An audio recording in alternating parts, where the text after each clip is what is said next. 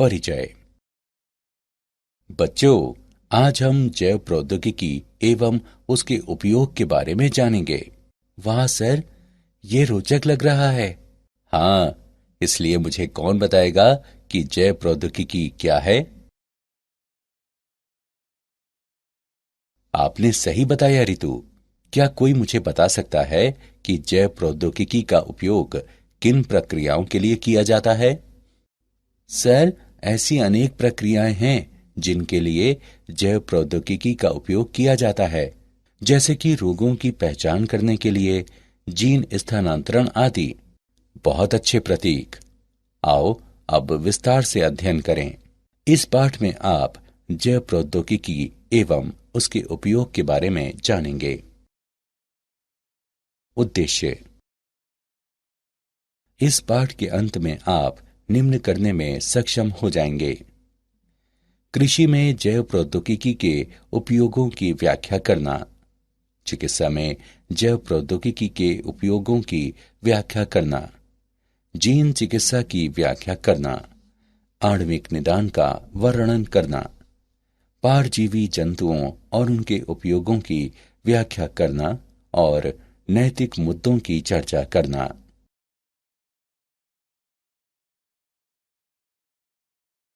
कृषि में जैव प्रौद्योगिकी का उपयोग। विशिष्ट उपयोगों हेतु किसी उत्पाद को बनाने या रूपांतरित करने, पौधों या जंतुओं में सुधार करने के लिए जीवाणु, वायरस, कवक, यीस्ट, जंतु कोशिका, पादप कोशिका आदि जैसे सजीव जीवों का उपयोग करने वाली प्रौद्योगिकी के रूप में जैव प्रौद्योगिकी को विस्तार से परिभाषित किया जाता है। कृषि में जैव प्रौद्योगिकी एक कारगर तरीका है जिसके द्वारा उन फसलों को तैयार किया जाता है जो हमारे बदलते वातावरण में बेहतर प्रदर्शन कर सकें। इनमें से कुछ पीड़क प्रतिरोधी, शाकनाशी प्रतिरोधी, सूखा प्रतिरोधी, लवण सहनशील, ऊष्मा प्रतिरोधी फसलों का विकास शामिल है। जब प्रयोगशाला में एक जीव के जीन को दूसरे जीव को सुधारने या परिवर्तित करने के लिए अभिप्राय पूर्वक स्थानांतरित किया जाता है तो आनुवंशिकता रूपांतरित जीव यानी जीएमओ का निर्माण होता है।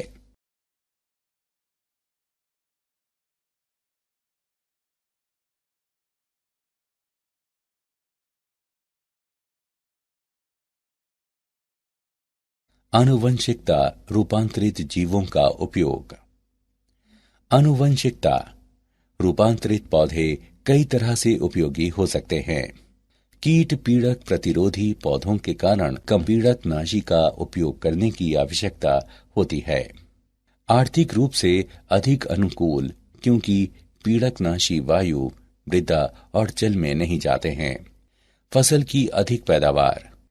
आनुवंशिकता रूपांतरित फसलों को उन विटामिनों से भरपूर बनाया जा सकता है जिनकी कुछ प्रधान किस्मों में कमी हो सकती है।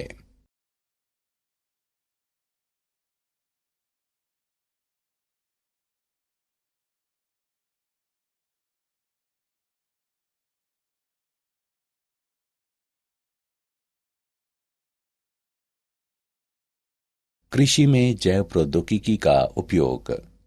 बीटी कपास। बैसिलस थोरिनजिएंसिस द्वारा उत्पन्न क्राई प्रोटीन विभिन्न कीट पीड़कों के विरुद्ध प्रभावित जैव कीटनाशक होते हैं। क्राई जीव विषों को डिंब आंत्र ल्यूमेन में सक्रिय प्राग जीव विष के रूप में उत्पन्न किया जाता है। जीव विष आयनिक छिद्रों को बनाने वाली कला में स्वल्प लकन और अंतर्वेशन को प्रेरित करने वाले ग्राहियों से जुड़ जाते हैं जो कोशिकाओं और डिंब को मार देते हैं।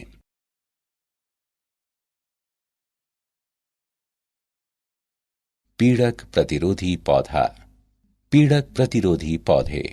कीटों का हमला एक गंभीर कृषि समस्या है जिससे उपज काफी कम हो जाती है और उत्पादन गुणवत्ता घट जाती है।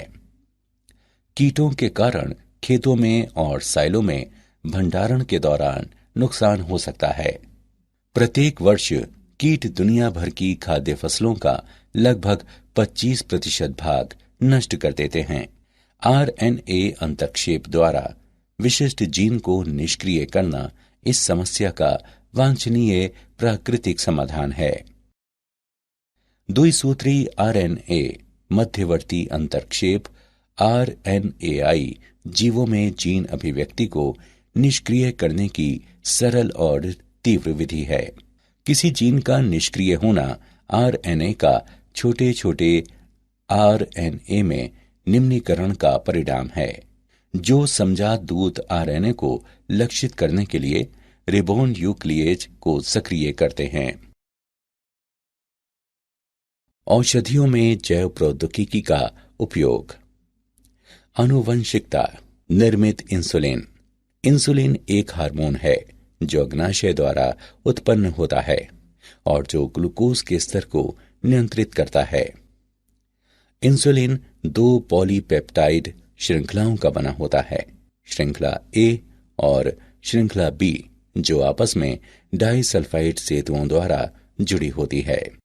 बीटा कोशिकाओं में इंसुलिन प्राक हार्मोन कन्वर्टेज तथा एक्सोप्रोटीएज कार्बोक्सी पेप्टाइडेज ई कहलाने वाले प्रोटीन अपघटक एंजाइम की क्रिया द्वारा प्राक इंसुलिन पूर्ववर्ती अणु से संश्लेषित होता है। प्राक इंसुलिन के ये रूपांतरण अणु के केंद्रीय भाग अर्थात सी पेप्टाइड को प्राक इंसुलिन के सी और एन अंतस्थ सिरों से हटा देते हैं। शेष पॉलीपेप्टाइड पी और ए श्रृंखलाएं आपस में डाइसल्फाइड बंधों द्वारा जुड़ी होती हैं। परिपक्व इंसुलिन में सी पेप्टाइड उपस्थित नहीं होता है। जीन चिकित्सा। आनुवंशिक दोषों को सही करने के क्रम में अनुपस्थित या दोषपूर्ण जीन की जगह कोशिकाओं में सामान्य जीनों को प्रवेश कराना जीन चिकित्सा कहलाती है। एक कोशिका के जीनोम में नया जीन प्राप्त करने के लिए इसे संवाहक कहलाने वाले एक अणु में किया जाना चाहिए। वर्तमान में उपयोग किए जा रहे सबसे सामान्य संवाहक विषाणु हैं, जो प्राकृतिक रूप से आक्रमणकारी कोशिकाएं हैं और अपने आनुवंशिक पदार्थ को कोशिका के जीनोम में प्रवेश कराती हैं। एक संवाहक के रूप में विषाणु का उपयोग करने के लिए विषाणु के जीनों को हटाकर कोशिका के लिए निर्धारित नए जीन को प्रतिस्थापित किया जाता है। जब विषाणु कोशिका पर हमला करेगा तो ये अपने आनुवंशिक पदार्थ प्रवेश कराएगा।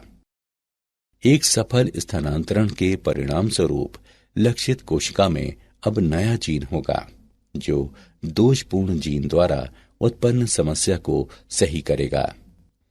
विषाणु जिनका संवाहकों के रूप में उपयोग किया जा सकता है उनमें शामिल हैं रेट्रोवायरस जैसे HIV, एडिनोवायरस, एडिनो संबंध वायरस और सरल परिसप्र विषाणु।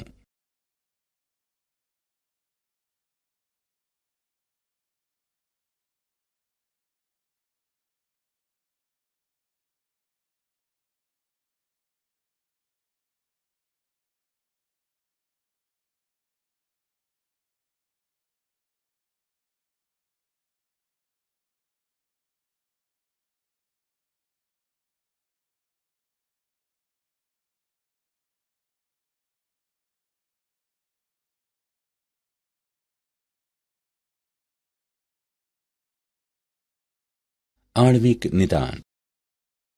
किसी ऊतक या तरल में प्रोटीन, DNA, RNA जैसे अणुओं के अध्ययन द्वारा रोगों की पहचान करने की प्रक्रिया आणविक निदान कहलाती है। आणविक निदान और चिकित्सा है रोगों के आणविक कारणों का पता लगाने, निगरानी और उपचार करने में उन्नत विशिष्ट जनसंख्याओं की ओर औषध विकास और लक्षित औषधियों के मार्गदर्शन के लिए बायोमार्कर का उपयोग। औषध प्रतिक्रिया, औषध उपापचय, प्रतिकूल प्रभाव और रोग प्रगति को प्रभावित करने वाली आनुवंशिक विभिन्नताएं। औषध या नैदानिक संयोजन का विकास और चिकित्सीय उपयोग। उभरती हुई फार्मेकोजिनोमिक और आणविक नैदानिक प्रौद्योगिकी नैदानिक और व्यक्तिगत चिकित्सा में विनियामक मुद्दे।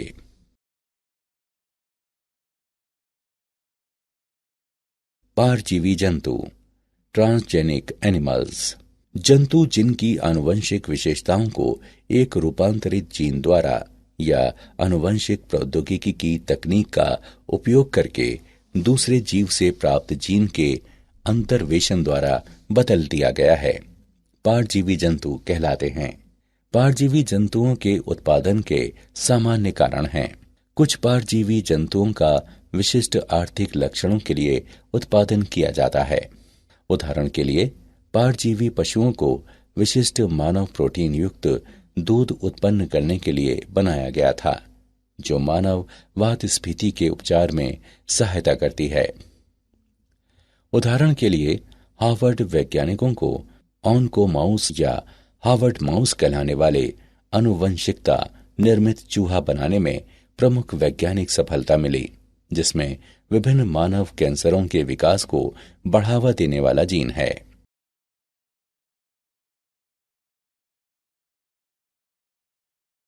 परजीवी जंतुओं का उपयोग। मानव कल्याण के लिए इन जंतुओं के लाभों को निम्न क्षेत्रों में वर्गीकृत किया जा सकता है: कृषि, औषधि और उद्योग। कृषि उपयोग। प्रजनन। पारंपरिक प्रजनन अधिक समय लेने वाला मुश्किल कार्य है। जैव प्रौद्योगिकी के उपयोग से कम समय में और अधिक परिशुद्धता के साथ जंतुओं में विशेषताओं को विकसित करना संभव हो गया है। इसके अलावा उपज बढ़ाने के लिए किसानों को एक आसान तरीका भी प्रदान करता है। गुणवत्ता। परजीवी गायें अधिक दूध उत्पन्न करती हैं या कम लैक्टोज या कोलेस्ट्रॉल वाला दूध उत्पन्न करती हैं। सूअर और पशु जिनमें अधिक मांस होता है, भेड़ जो अधिक ऊन देती हैं। रोग प्रतिरोध। वैज्ञानिक रोग प्रतिरोधी जंतुओं को उत्पन्न करने के लिए प्रयासरत हैं, जैसा कि इन्फ्लुएंजा प्रतिरोधी सूअर, लेकिन जीन की बहुत ही सीमित संख्या वर्तमान में पालतू जानवरों में रोगों के प्रतिरोध के लिए जिम्मेदार है।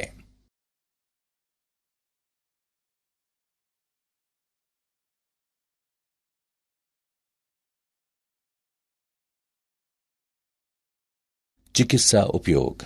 जीनो ट्रांसप्लांटेशन। परजीवी स्वर प्रत्यारोपण अंगों की कमी को पूरा कर सकते हैं। पोषण संपूरक और औषधियां। इंसुलिन, वृद्धि हार्मोन और रुधिर स्कंदन रोधी कारकों को परजीवी गाय, भेड़ या बकरी के दूध से शीघ्र ही प्राप्त किया जा सकता है या पहले से ही प्राप्त किया जा चुका है। मानव जीन चिकित्सा। मानव जीन चिकित्सा में जीन की दोषपूर्ण प्रतिलिपियों वाले व्यक्ति के जीनोम से जीन की सामान्य प्रतिलिपि जोड़ना शामिल है। 5000 नामित आनुवंशिक रोगों के उपचार की संभावना बहुत अधिक है और परजीवी जंतु एक महत्वपूर्ण भूमिका निभा सकते हैं। औद्योगिक उपयोग। सन 2001 में कनाडा में नेक्सिया जैव प्रौद्योगिकी के 2 वैज्ञानिकों ने दूध पिलाने वाली बकरियों की कोशिकाओं में स्पाइडर जीन को आपस में जोड़ दिया। बकरियों ने अपने दूध के साथ रेशम निर्माण आरंभ कर दिया और बाल्टी में अपने शरीर से महीन रेशम के सूत्रों को स्रावित किया। दूध से पॉलीमर सूत्रों को निकालकर और उनको धागों में बुनकर वैज्ञानिक एक हल्का, कठोर, लचीला पदार्थ बना सकते हैं, जिसका उपयोग सैन्य वर्दी, चिकित्सा में सूक्ष्म सीवन और टेनिस रैकेट के तार जैसे अनुप्रयोगों में उपयोग किया जा सकता है।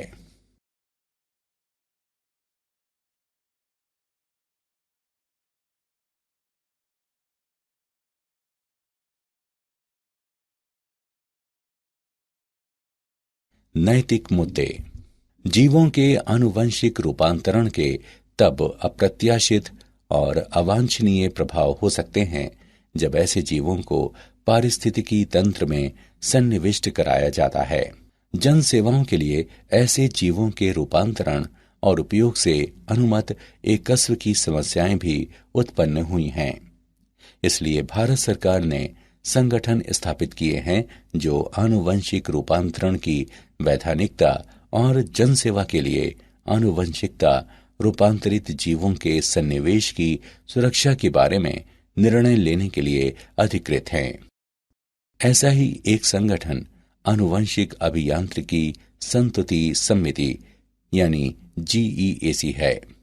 सन 2001 और 2002 में भारत में 93 मिलियन टन चावल का उत्पादन हुआ और 2011 और 2012 तक सरकार का लक्ष्य 129 मिलियन टन चावल उत्पादन का है। बायोपायरेसी। बायोपायरेसी प्राकृतिक रूप से पाई जाने वाली जैव रासायनिक या आनुवंशिक सामग्री का व्यावसायिक रूप से उपयोग करने की कार्यप्रणाली है, विशेषकर एकस्व प्राप्त करके जो उस समुदाय जिससे ये उत्पन्न हुई है उसको उचित मुआवजे का भुगतान करने में विफल रहने पर भविष्य में इसके उपयोग को प्रतिबंधित करती है।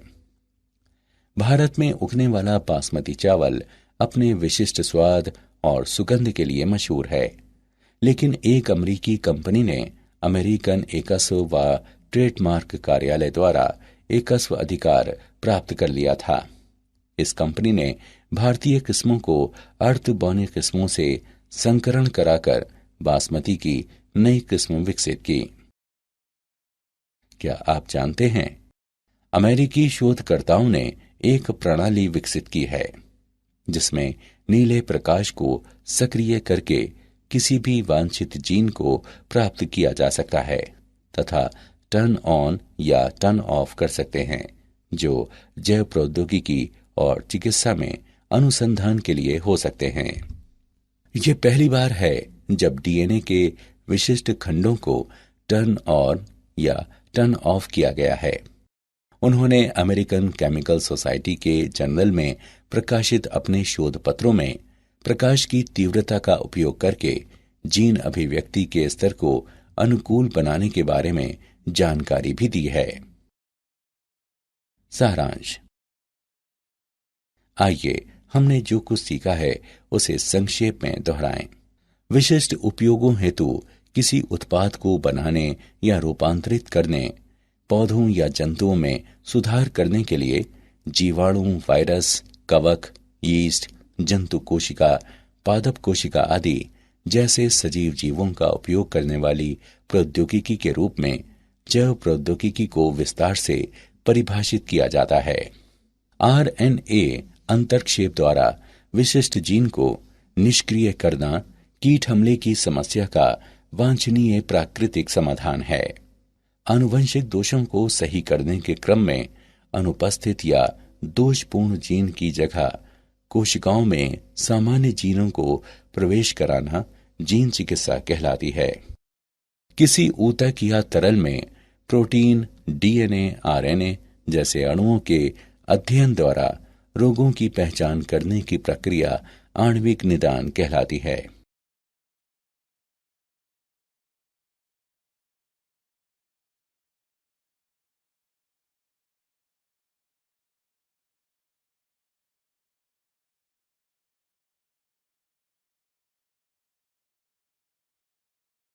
जंतु जिनकी आनुवंशिक विशेषताओं को एक रूपांतरित जीन द्वारा या आनुवंशिक प्रौद्योगिकी की तकनीक का उपयोग करके दूसरे जीव से प्राप्त जीन के अंतर्वेशन द्वारा बदल दिया गया है, पारजीवी जंतु कहलाते हैं। भारत सरकार ने संगठन स्थापित किए हैं जो आनुवंशिक रूपांतरण की वैधानिकता और जन सेवा के लिए आनुवंशिकता रूपांतरित जीवों के सन्निवेश की सुरक्षा के बारे में निर्णय लेने के लिए अधिकृत हैं। बायोपायरेसी प्राकृतिक रूप से पाई जाने वाली जैव रासायनिक या आनुवंशिक सामग्री का व्यावसायिक रूप से उपयोग करने की कार्यप्रणाली है, विशेषकर एकस्व प्राप्त करके जो उस समुदाय जिससे ये उत्पन्न हुई है उसको उचित मुआवजे का भुगतान करने में विफल रहने पर भविष्य में इसके उपयोग को प्रतिबंधित करती है।